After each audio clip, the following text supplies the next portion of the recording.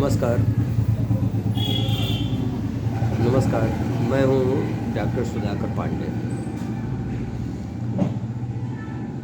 Depression आज के समय में ये एक एक बहुत बड़ी समस्या है।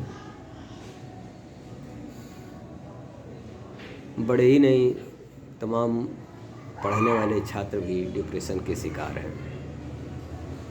डिप्रेशन के कारण बहुत सारे बच्चे सुसाइड कर रहे हैं।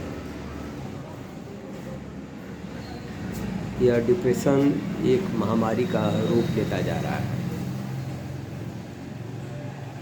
डिप्रेशन होने के ढेर सारे कारण हैं। प्रत्येक व्यक्ति में अलग अलग कारणों से डिप्रेशन होता है। कुछ लोग अपने पारिवारिक जीवन से सेटिस्फाइड नहीं हैं। कुछ लोग अपने व्यावसायिक जीवन से सेटिस्फाइड नहीं हैं। आकांक्षाएं ज़्यादा हैं।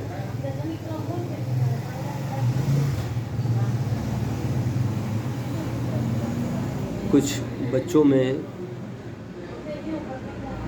तमाम मेहनत के बाद जब उनको आशातीत सफलता नहीं मिलती है तो फिर वह बच्चे भी डिप्रेशन में चले जाते हैं।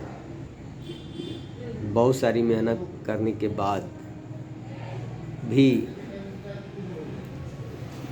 जब उनको जब तय मनचाहा परिणाम नहीं मिलता है तो फिर इति परिवार और टीचर्स के प्रेशर से परेशान होकर के बच्चे हताश और निराश हो जाते हैं, कुंठाग्रस्त हो जाते हैं। दूसरे कुछ इस तरह के लोग होते हैं जो कि अपनी तकलीफ़ किसी से कह नहीं पाते हैं। अपनी सारी तकलीफ़ अपने मन में ही रख कर के भीतर ही भीतर घुटते रहते हैं। तो यह चीज़ें भविष्य में चल कर के डिप्रेशन का कारण बनती हैं। नौजवान पीढ़ी में डिसपॉइंटेड लव एक मुख्य कारण है। प्यार में असफल होना। तो इस तरह के बच्चे इतने नशे का शिकार हो रहे हैं। इन सारी चीज़ों से बचने के लिए समाज और परिवार का भी दायित्व है। ऐसे बच्चों को हौसला दें तो उनको टूटने से बचाएं। डिप्रेशन एक ऐसी कोई सिचुएशन नहीं है कि जिससे कोई बहुत शारीरिक हानि हो, लेकिन व्यक्ति मानसिक रूप से पंगु हो जाता है। वह कुछ सोच नहीं सकता। डिसीजन कोई प्रॉपर नहीं ले सकता। तो ऐसे लोग समाज के लिए तो बिल्कुल ही तो उपयोगी नहीं रह जाते हैं। ऐसे लोगों के लिए परिवार का सकारात्मक रवैया बहुत ज़रूरी है। परिवार उन्हें प्रोत्साहन दे करके उन्हें दोबारा एक सक्रिय भागीदारी में ला सकता है। काफ़ी कुछ सोचने के बाद आज जो कुछ मैं बता रहा हूँ यह मेरे मन की भावना है। काफ़ी दिनों से इस विषय पर मेरी इच्छा थी कि मैं कोई वीडियो बनाऊं। मैं कोई प्रोफेशनल स्पीकर नहीं हूं, लेकिन जो भी मैं सजेशंस दे रहा हूं यह बहुत काम की है। अगर आप ध्यान देंगे तो फिर डिप्रेशन से आराम से आप निकल सकते हैं। इसमें दवाएं तो फिर हेल्प करती ही करती हैं, दवाओं के बारे में भी मैं बताऊंगा आपको, लेकिन दवाओं से पहले कुछ मतलब साइकोलॉजिकल चीज़ों के बारे में ज़रूर जानें। सबसे पहले थे अपने मन की बात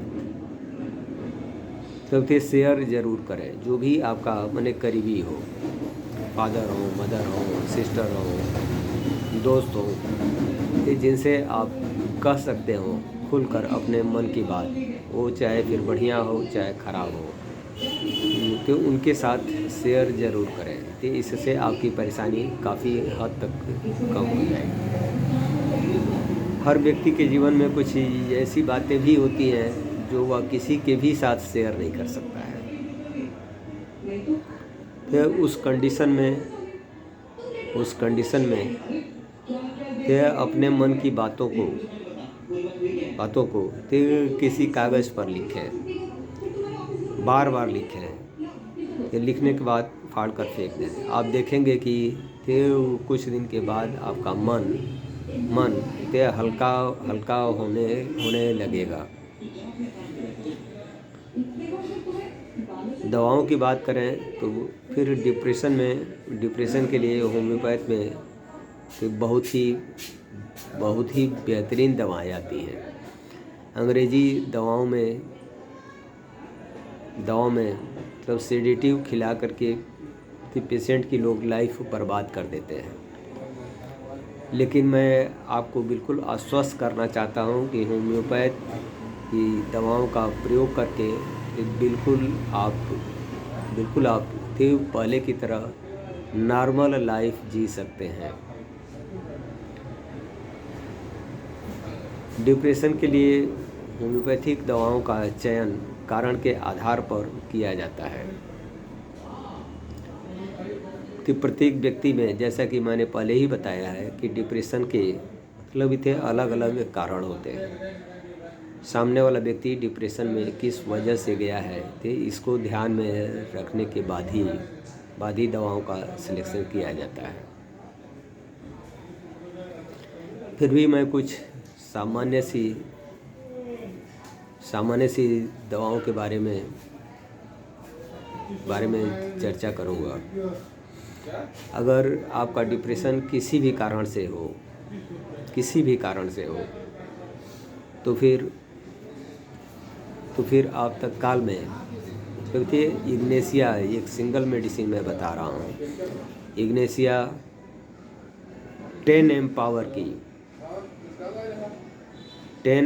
पावर की सिर्फ 2 खुराक, 2 बूंद 2 दिन सुबह लेकर छोड़ दें। तो महीने भर के लिए। तो इसके साथ काली फास 6x आप मतलब कि जर्मन कंपनी की ले आए।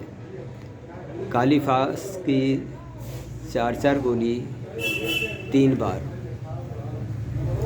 बार लें। महीने भर के बाद मतलब कि कंडीशन आपकी मतलब जैसी भी हो, तो इम्प्रूवमेंट जो भी महसूस होता हो, महीने भर बाद आप दवा खाने के बाद तो मुझसे कांटेक्ट कर सकते हैं।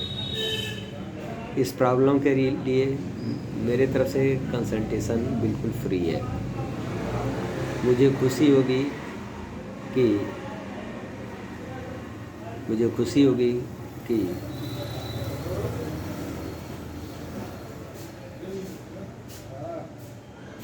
तो डिप्रेशन में पड़े हुए लोग कभी एक सामान्य जीवन जी सकें।